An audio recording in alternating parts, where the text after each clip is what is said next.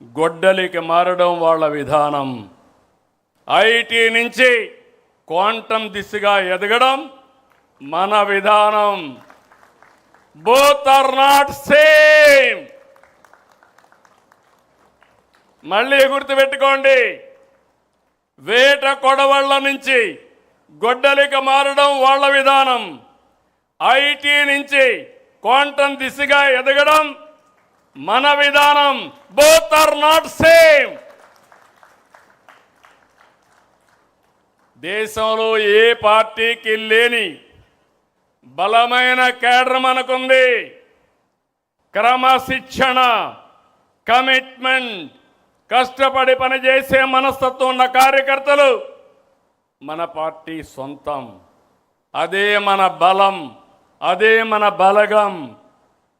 అందుకే అందరికీ చెప్తున్నా, కేడర్ని గౌరవంగా చూసుకోవాలి, సముచిత స్థానం ఇవ్వాలి.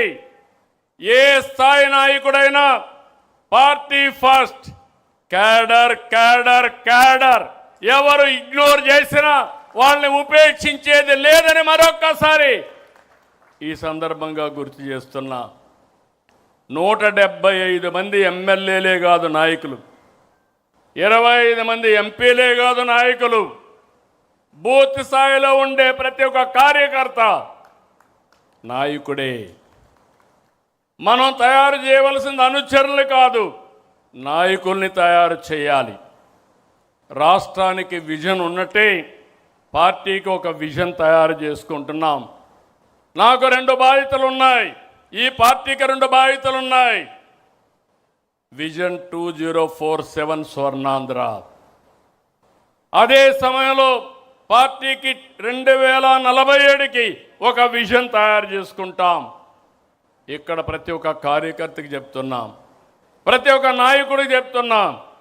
ఈరోజు మనందరం కూడా ఎక్కడికక్కడ సమర్థవంతమైన నాయకత్వాన్ని తయారు చేసుకోవడానికి నిరంతరం తెలుగుదేశం పార్టీ ఎప్పుడు కూడా నాయకుల్ని తయారు చేసే విశ్వవిద్యాలయం ఇది. ఈ విశ్వవిద్యాలయంలో చదివిన వాళ్ళే వేరే ప్రాంతాల్లో వేరే పార్టీలో రాణిస్తారు తప్ప వేరేది కాదని మరొక్కసారి విజ్ఞప్తి చేస్తున్నా. ఇంకొక పక్క సోషల్ రీఇంజనీరింగ్, జనాభా దామాషా ప్రకారం అందరికీ న్యాయం చేయడం తెలుగుదేశం పార్టీ సిద్ధాంతం. ఈ విషయం మనం గుర్తుపెట్టుకోవాలి.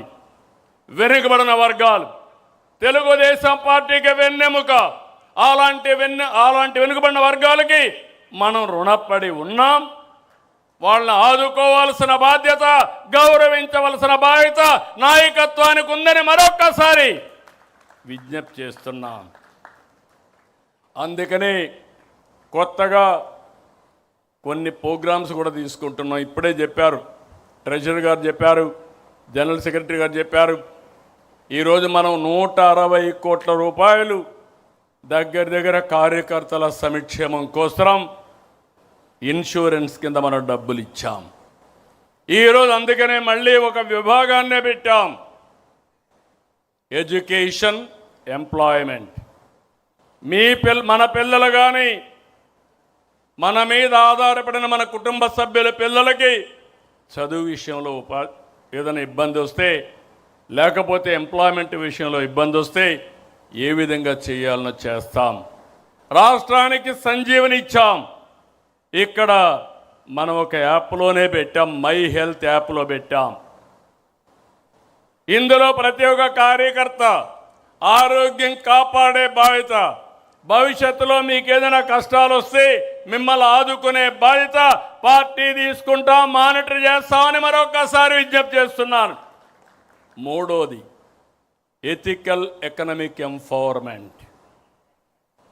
న్యాయంగా డబ్బులు సంపాదించుకోవడంలో తప్పలేదు. నేను ఎన్నోసార్లు చెప్పాను, పార్టీ అధినేతగా నా బాధ్యత నా కుటుంబ సభ్యులకు కూడా, నాకు ప్రాణ సమానమైన తెలుగుదేశం పార్టీ కుటుంబ సభ్యుల ఎంపవర్మెంట్ కోసం నిరంతరం పనిచేస్తానని మరొక్కసారి మీ అందరికీ హామీ ఇస్తున్నా. ఇవి చేస్తూనే మళ్ళీ మిమ్మల్ని కోరుతున్నా, స్థానిక ఎన్నికలకు సిద్ధంగండి. ఎప్పుడు ఏ ఎన్నికలు వచ్చినా గెలిపే ప్రధానం. ఎవ్వరు కూడా ఇగ్నోర్ చేయొద్దండి. నాయకులకు గౌరవిస్తాం.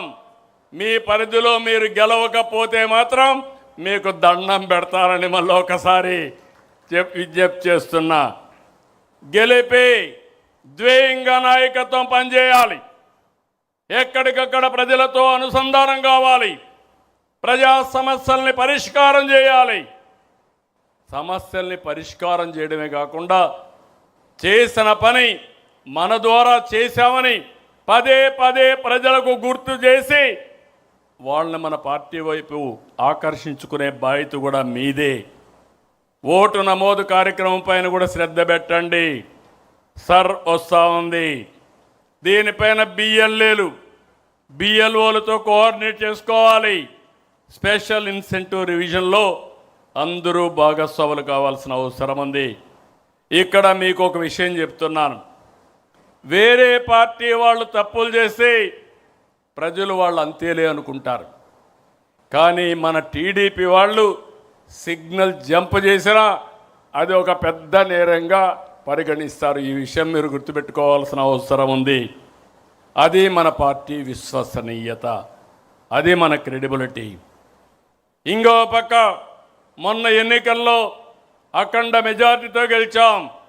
ఇది మీరందరూ గుర్తుపెట్టుకోవాల్సిన అవసరం ఉంది. కూటమి ధర్మాన్ని పాటిద్దాం. మిత్రపక్షాలతో ఐక్యంగా సఖ్యతతో ఉందాం.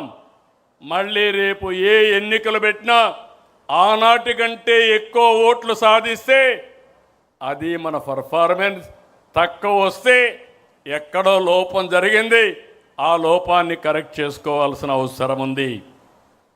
ఇంకొక పక్కన పార్ట్ టైం పాలిటిక్స్ వద్దు, అహంకారం వద్దు, ఎగోలకు పోవద్దండి. ఈ విషయం అందరం గుర్తుపెట్టుకోవాల్సిన అవసరం ఉంది. అధికారం శాశ్వతం కాదు. ఎప్పుడు కూడా మీరు మెయింటైన్ చేసే రిలేషన్సే పర్మనెంట్. మనం ఇచ్చే గౌరవమే మనకు శ్రీరామ రక్ష. అందుకే మీ అందరిని కోరుతున్నా, ప్రతి నాయకుడు కార్యకర్త జనంతో మమేకం కావాలి. ప్రభుత్వానికి పార్టీకి వారధిగా ఉండాలి. మన కళ, మన కర్తవ్యం, మన కృషి. Swarnandhra 2047 healthy wealthy happy AP మన లక్ష్యం. మహానాడు సాక్షిగా తెలుగు జాతికి పునరంకితం అవుదాం. 2 రోజులు చర్చిద్దాం. చర్చించిన తర్వాత ఏ విధంగా చేయాలనో వారి వారి స్థాయిలో వారు ముందుకు పోవాల్సిన అవసరం ఉంది. అవకాశాలు వస్తాయి. అవకాశాలు నిలబెట్టుకుంటే ఇంకా అవకాశాలు వస్తాయి. వచ్చిన అవకాశాన్ని సరిగా చేసుకోలేకపోతే ఇబ్బంది పాలవుతామని మరొక్కసారి తెలియజేసుకుంటూ, తెలుగుదేశం వర్ధిల్లాలి. తెలుగుదేశం, తెలుగుదేశం, తెలుగుదేశం. జోహార్ ఎన్టీఆర్, జోహార్ ఎన్టీఆర్.